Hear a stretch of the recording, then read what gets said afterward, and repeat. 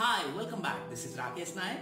Today we are going to discuss about single source shortest path that we are going to implement by using Dijkstra's algorithm. This is an application of greedy technique. But before we start, a small information I'd like to share. In this channel, we produce every video in 2 different languages. If you want to watch this video in Hindi, kindly follow the link given in the description. And if you have not yet subscribed, please subscribe and press the bell icon so that you will get regular updates from this channel. So, let us start.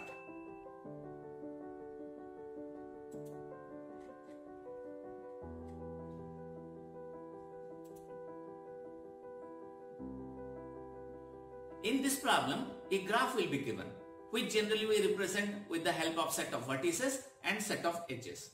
And this graph supposed to be a connected, directed and weighted graph. And all the edges will be given with some kind of weight that's supposed to be non-negative. What we are going to do is, we are trying to find a single source shortest path by using Dijkstra's algorithm. It means we are trying to find a shortest path from a given vertex to all the remaining vertices. So let us say this is a graph given to me. If I take 2 as the starting vertex, from 2, how can I traverse to all the other vertices with the minimum cost? As the graph is a directed graph and there is a weight associated with each edge, it means we are going to take subset of the edges. So we are taking all the edges in a particular order so that the path becomes shortest. Hence, we can say the problem is an ordering problem. And we are using greedy technique for this, as it is an optimization problem, and we are applying multi-stage solution to achieve the solution. One more possible way of finding single source shortest path is by adding edge 1 by 1. As the optimization measure can use the sum of the length of all the paths so far generated, for this measure to be minimized, each individual path must be of minimum length. Basically, if we have already constructed path, then using the optimization measure, the next path to be constructed should be the next minimum length in the path. For that, first the shortest path of the nearest vertex is generated, and next the shortest path to the second nearest vertex is generated, and so on. Let us try to see the steps that are involved to have the Dijkstra's algorithm. The first step is to formulate a distance matrix. What is a distance matrix? The entry of the distance matrix, if we are writing in the form of Dij, then the entry will be 0 if I am taking the distance from one vertex to itself.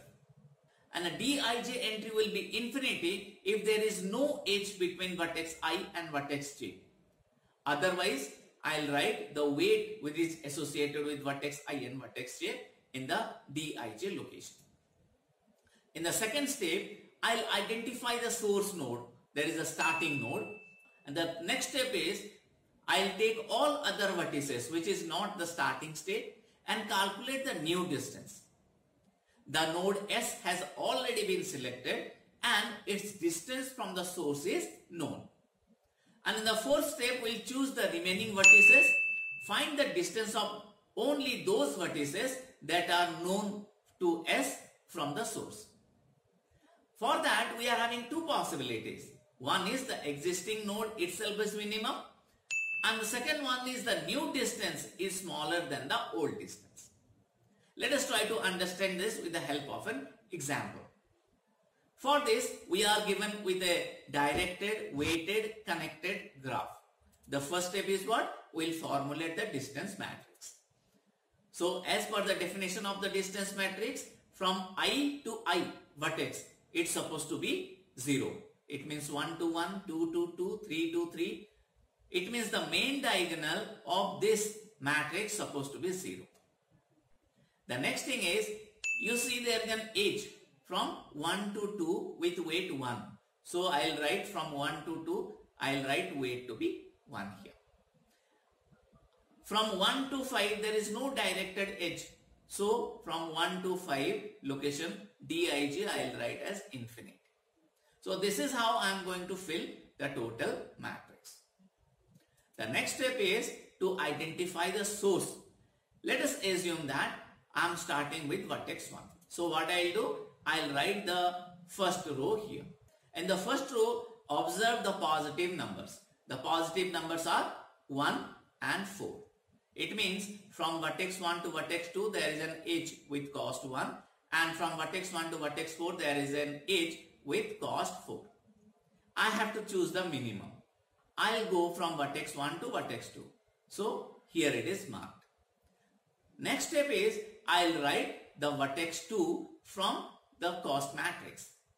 Now again here observe the positive numbers. Here there is only one positive number, that is 2. That is from vertex 2 to vertex 3 the cost is 2. But to come to vertex 3 I need to go to vertex 2. And from vertex 1 to vertex 2 the weight is 1. From vertex 2 to vertex 3 the weight is 2. So the total cost becomes 3. So I am going to choose this one. Now I'll write the third row as it is because I have already reached to the third vertex. When I am choosing the third vertex, I observe that there is no positive number here. So what I'll do, I'll go back to the second vertex and find is there any other positive number available here. Here also there is no other positive number. So I'll look at vertex 1. In the first row, I am having one more positive number, that is 4. So I am going to choose vertex 4. It means from vertex 1 to vertex 4, the cost is 4. As vertex 4 is chosen, I'll write the fourth row as it is. You can see the positive numbers here. 6, 3 and 4. From vertex 4 to 2, cost is 6. From vertex 4 to 5, the cost is 3. And from vertex 4 to 7, the cost is 4. But we are trying to reach these vertices from vertex 4. And to reach vertex 4, the cost is 4. So the current cost will be 10, 7 and 8. Out of these three, which one is smallest? 7 is smallest. So that's why I am going to choose 7. It means I can come to vertex 5 from vertex 1 with cost 4 plus 3, that is 7. Now I am at vertex 5. So I'll write the fifth row of the distance matrix as it is. Now observe the positive numbers here in the row. 4, 5, 8 and 7. Now I am trying to find out after reaching 5 which are the vertices I can reach. Now I am at vertex 5 and from 5 if I want to reach to vertex 2 I need to have cost 7 plus 4, that is 11. Similarly, if I want to reach to vertex 3, I have to have the cost 12. And to reach vertex 6, the cost to be 15. And to reach vertex 7, the cost to be 14. Now look at these columns. Is there any smaller value less than 1? I don't have. Is there any smaller value less than 3? I don't have. You can see here, to reach vertex 7, I can reach with cost 8 from vertex 4, or I can reach vertex 7 with cost 14 from vertex 5.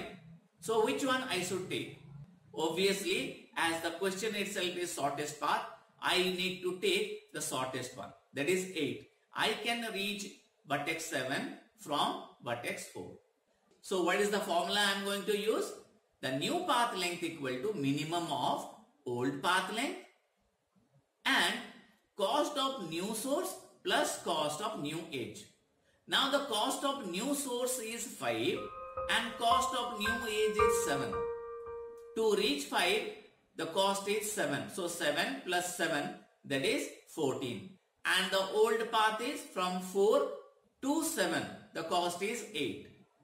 So out of these two, which one is minimum? Obviously, the cost 8 is minimum. That is from vertex 4. So I have reached vertex 7 now. Now I'll write the 7th row as it is. And you can see I can reach vertex 6 with cost 3. To reach vertex 6, there are two paths. One path is from vertex 5 and one path is from vertex 7. So which one to take? if I want to take this one, so it will be 8 plus 3, that is 11. Out of these two, 15 and 11, which one is smallest? 11 is smallest, so I am going to take this one. The same formula I am going to use, that is minimum of old path and new source plus new edge. So out of these two, this one is the smallest, so I am going to choose this one. So this is the single source shortest path I got. Now let us discuss the algorithm. So for this we need 4 parameters: v, cost, distance and n. For I equal to 1 to n, I am going to take a for loop and I will mark the first one as false. This is the set I am taking, and the distance I am taking the cost of the starting vertex v to I. I will write it in the distance matrix. Now I will mark s of v to be true and the distance of vertex v to be 0. Now I will take one more variable u, 2 to n minus 1. From those vertices which are not in S and such that this distance is minimum, I will mark s of u to be true. It means I am going to put the smallest s in the set, and for each vertex w adjacent to u, I will write s of w to be false and then apply this particular formula. And this is how I am going to find the greedy Dijkstra's algorithm. Let us discuss its complexity. Any shortest path algorithm must examine each edge in the graph at least once, since any of the edge can be the shortest path. It means what? The minimum possible time for such an algorithm would be sigma of n, because there will be n number of edges. Since the cost adjacency matrix were used to represent the graph, it takes big O of n square time to determine which edges are in C. So therefore the complexity of Dijkstra's algorithm will be big O of n square. I hope you understood how to find single source shortest path by using Dijkstra's algorithm. If you understood, give me a like and share among your friends. In our next video, we are going to talk about yet another application of greedy technique. See you then. Take care. Bye.